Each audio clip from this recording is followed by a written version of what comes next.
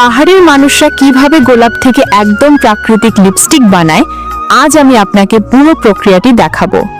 প্রথমে নেওয়া হয় 8-10টি টাটকা গোলাপ। প্রতিটি গোলাপ থেকে সাবধানে পাপড়িগুলো আলাদা করা হয়। তারপর হালকা ধোয়া পাপড়িগুলো একটি বড় পাত্রে রাখা হয়। এরপর রোদে শুকিয়ে নেওয়া হয় 2-3 দিন ধরে, যতক্ষণ না পাপড়িগুলো একেবারে শুকনো ও কুরকুরে হয়ে যায়। শুকনো পাপড়িগুলো আঁখড়িতে নিয়ে আস্তে আস্তে কুটে সূক্ষ্ম গুঁড়ো বানানো হয়। তারপর পাতলা ছাঁকনি দিয়ে ছেঁকে আলাদা করে রাখা হয়। এরপর বাদাম, ডুমুর এবং নারকেলের শুকনো টুকরো একসাথে কেটে কুটে গুঁড়ো করে ছেঁকে নেওয়া হয়। পিতলের পাত্রে এই মিশ্রণ ধীরে ধীরে আঁচে বসানো হয়। এদিকে 4 টুকরো কমলা লেবু পরিষ্কার কাপড়ে বেঁধে তার রস মিশ্রণের মধ্যে ঢালা হয়। কম আঁচে রান্না হতে হতে মিশ্রণটি ঘন ও গাঢ় হয়ে ওঠে। এরপর মিশ্রণটি শুকনো কাপড়ে ছেঁকে নেওয়া হয়। তারপর এর মধ্যে শুকনো চিনি মেশানো হয়।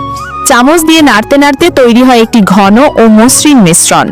মিশ্রণটি ঢেকে 4-5 ঘন্টা রোদে রাখা হয়। আবার ছেঁকে নেওয়ার পর পাওয়া যায় এক আঠালো তরল।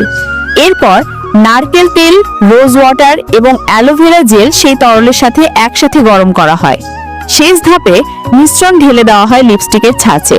24 ঘন্টা রেখে দেওয়ার পর তৈরি হয় প্রকৃতির দেওয়া একেবারে খাঁটি ও প্রাকৃতিক লিপস্টিক। এটাই হলো পাহাড়ি মানুষের আসল রহস্য, গোলাপ থেকে তৈরি একদম ন্যাচারাল